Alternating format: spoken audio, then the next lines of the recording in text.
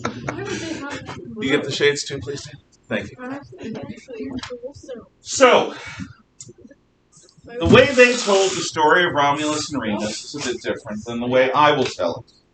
And either I'm wrong or they're wrong, or, and this is the reality, oral traditions are like this. There are a variety of versions. I'm sure Romulus and Remus would say so, because there's no question, like a good fish story, there are exaggerations. Okay. Romulus and Remus are born. They're in a situation where the ruler wants them dead. The ruler orders them to be drowned in the river. And the idiots that the ruler has working for him, they don't do it. They bring the babies down to the river, and either there's a moment of compassion, or they're just lazy and incompetent, or they figure, we put them in the river, it'll tip over and they'll drown, and this way we won't have their death on our hands. Exactly. We put them in the river. We didn't have them get killed. The river killed them. We didn't. Either way, these are not the kind of people you want to work for you. So, if you're ever giving somebody a job interview, you may want to ask them, if I order you to kill 2 infants, are you going to actually do it, or are you going to just put them in the damn river? And if they leave, well, no, they're probably sane. But if they don't leave, you've got an employee. Here, go. There's an interesting parallel to the story of Moses. Like, oh gosh, yes. Taking the leader ordering the infants to be killed, and leave the infants in a basket in the river, and it ends up on their feet. Absolutely, and there are some connections to the Gilgamesh epic as well. There are also some connections to the stories of the birth of Christ. Not so much with the river and the floaty basket thing, but with the ordering of the death of the infants. In all of these cases, and this connects to something in Indo-European myth. There is something about these stories, or in Semitic myth, there is something about the idea of kids being killed, and instead nature won't let them die.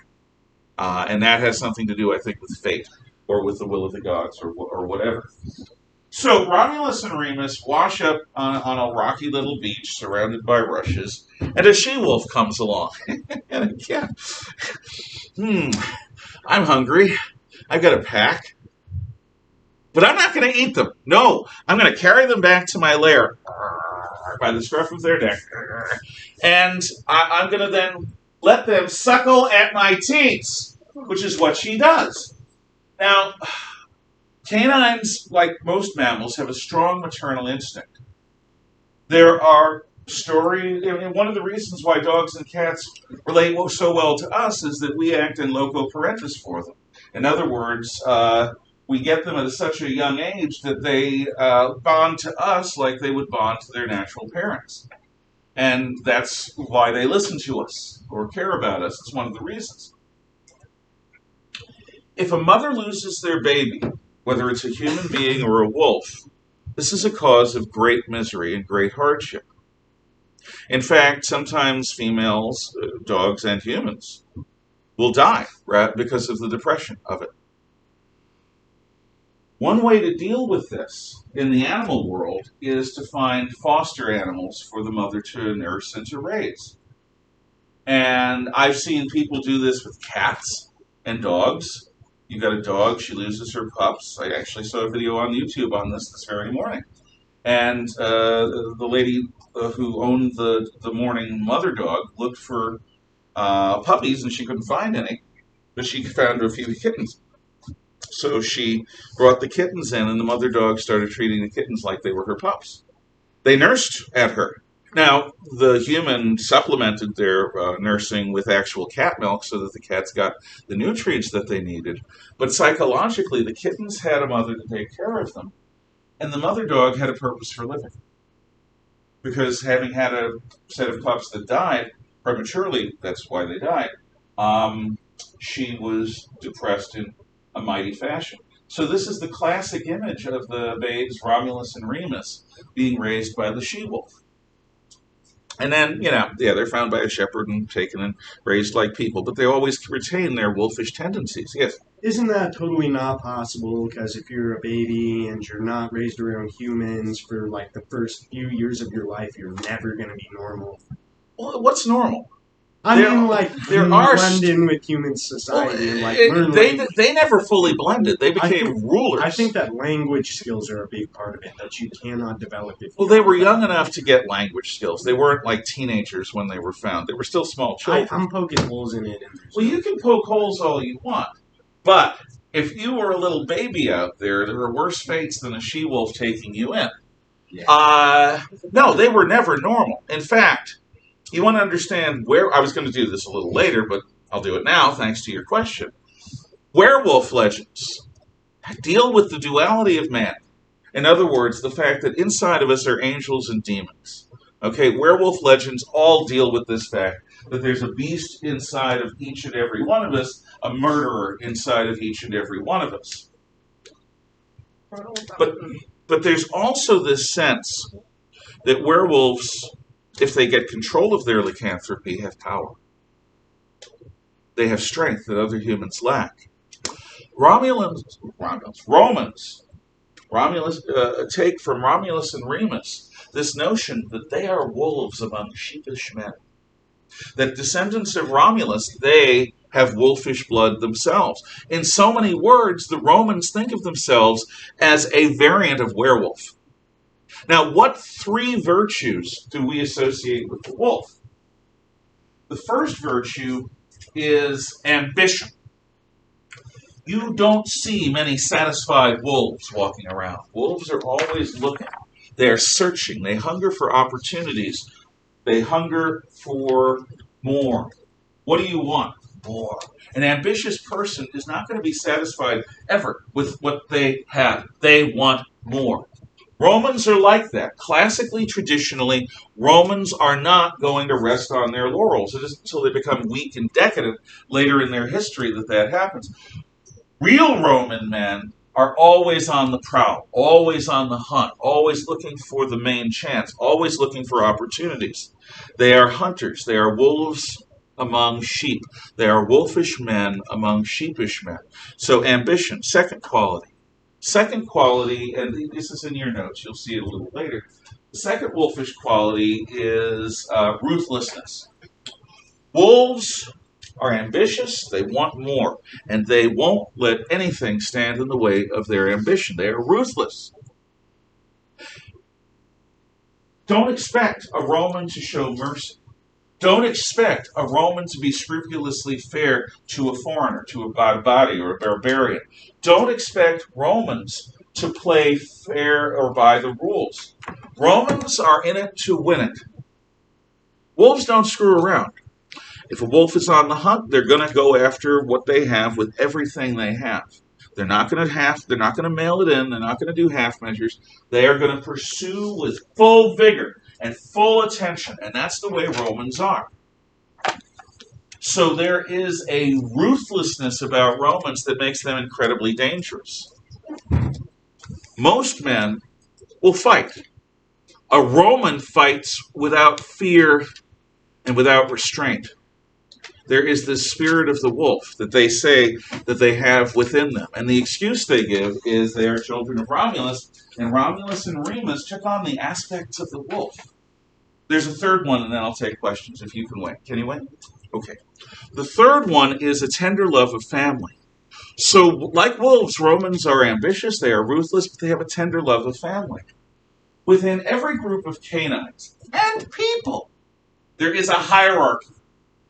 Canines are much more straightforward about it. When dogs first meet, you will notice that they sniff each other's posteriors. They sniff each other's butts. Why?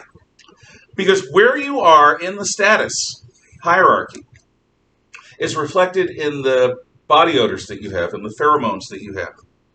So what dogs are doing is seeing where each other is in their own hierarchies. Now, if they're somewhere equivalent, if they're both alphas or if they're both in the middle or whatever, if they're equivalent, they're going to have to work it out. And people sometimes find it difficult because the dogs or the wolves will fight. But it's not a fight to the death. It's a fight to determine who is in charge. And once that is established, once who is in charge is set up, everything falls into line. Both wolves, both the dominant and the submissive, are happier because they know where they stand. Canines have a deep and abiding need to know where they stand. And once that hierarchy is established, wolves can be very, very gentle and tender and generous. And in fact, taking in these fosterlings is an example of the wolfish tendency of a tender love of family. So I'll expect you to know ruthlessness, ambition, ruthlessness, and a tender love of family. So, with the ambition and ruthlessness, it kind of reminds me of Sparta. Did the Romans treat the Spartans any different? The Romans respected the Spartans, but the Spartans were well past their prime when Rome encountered them.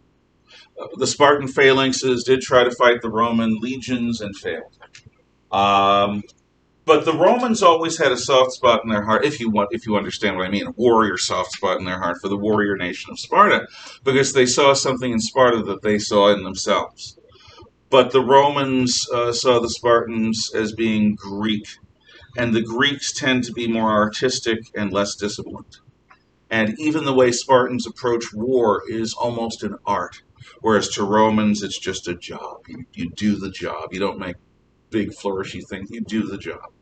So, Romulus and Remus have these qualities. And in this sense, Chase is absolutely right. They're never normal in the sense that they're like every other person. They're going to retain this wildness for the rest of their lives. Now, they come to a point where they're ready to establish a city. Okay, they're going to found it together. But what is the problem? The problem is they're twins, identical twins. The problem is no one knows who was born first. Think about this.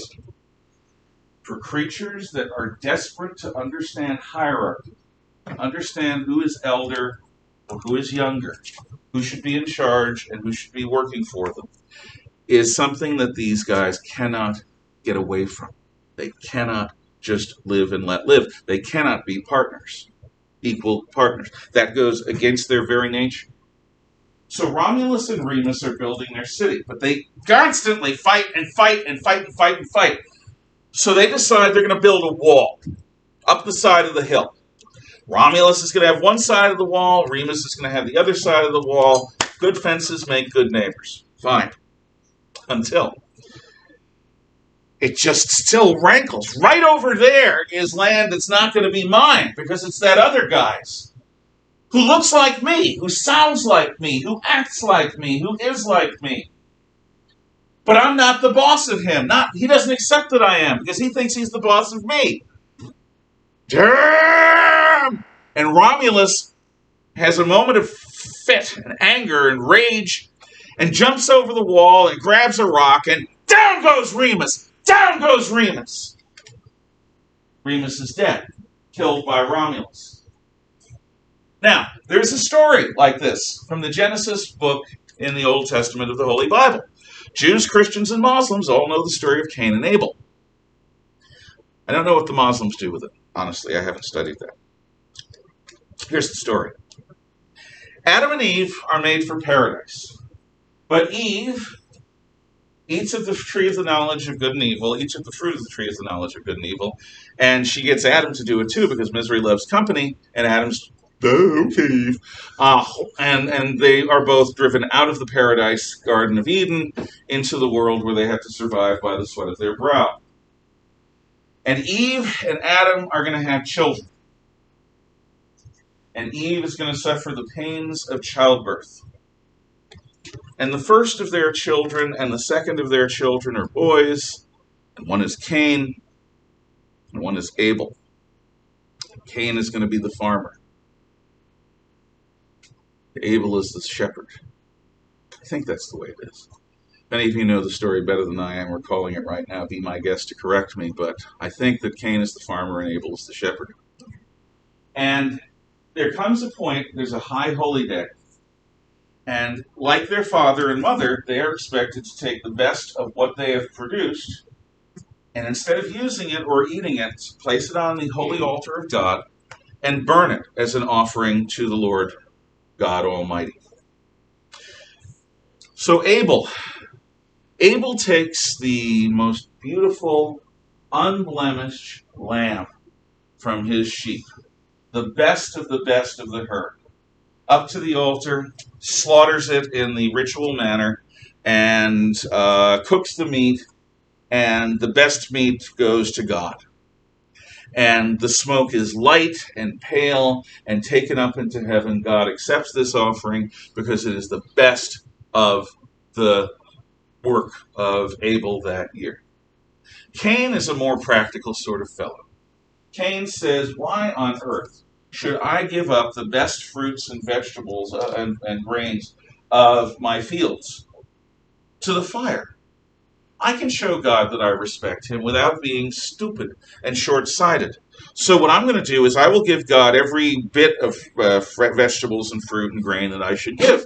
But he's going to get the parts that I wouldn't eat anyway. That way, God's happy, he gets a sacrifice, and I'm happy. I get my good food.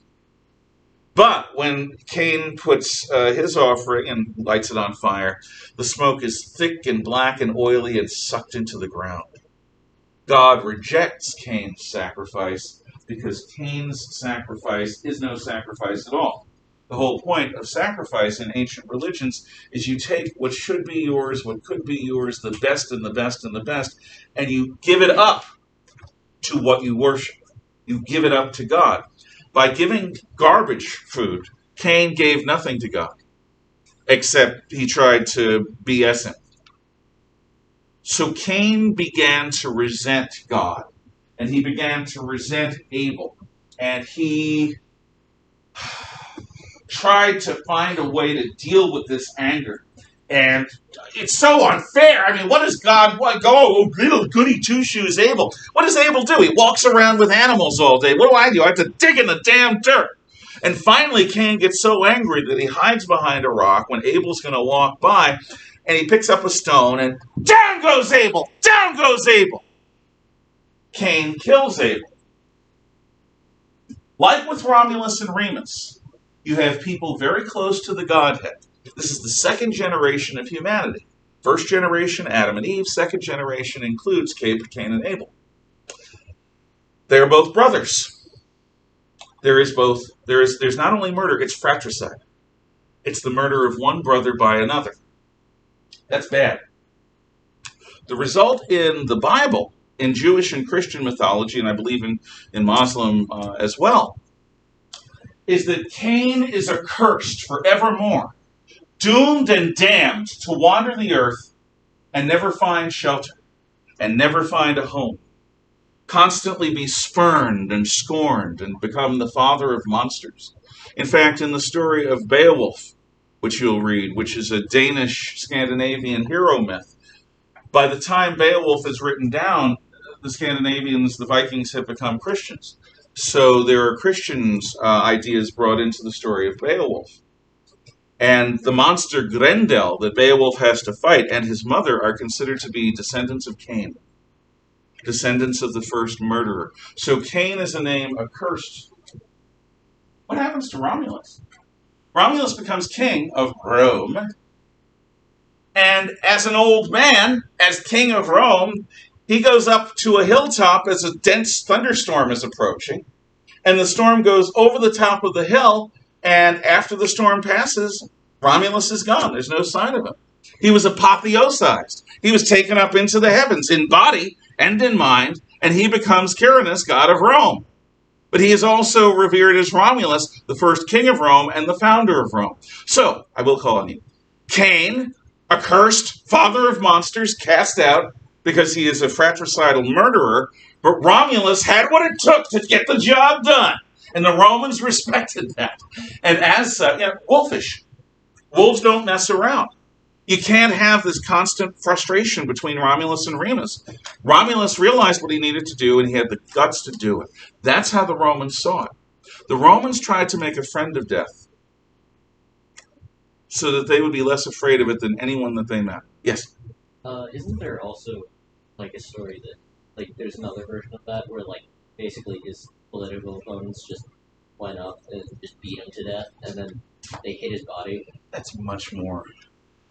And then they said tawdry. he got taken up to Yeah, the of gods. course. Yeah. Look, I'm talking myth. Yeah. You're absolutely, you're right. That may have been what happened. Again, look, remember when I told the story of Moses parting the Red Sea? Maybe it wasn't the Red Sea as we understand. Maybe it was the Sea of Reeds. Maybe it was a tidal thing. Maybe Moses had Joshua carve the Ten Commandments inspired by God, rather than the fiery finger of God carving out the letters himself. Myth and reality, or myth and history, are different things. You're entirely right that it's possible that Romulus just cheesed off the wrong guys, and they say, "Hey, Romulus, come up to the hill." And just like with Caesar, stabby, stabby, beat, beat, stabby, stabby, dead. And then, oh, hey, he's gone. He's a god now, but we're in charge. Yeah, that's entirely possible. So there's the foundation. Tomorrow we will talk about the geography of Rome itself as a city and some of the cultures involved. And we'll talk about the other great myth of Rome's founding, the Aeneid of Virgil. Bye-bye.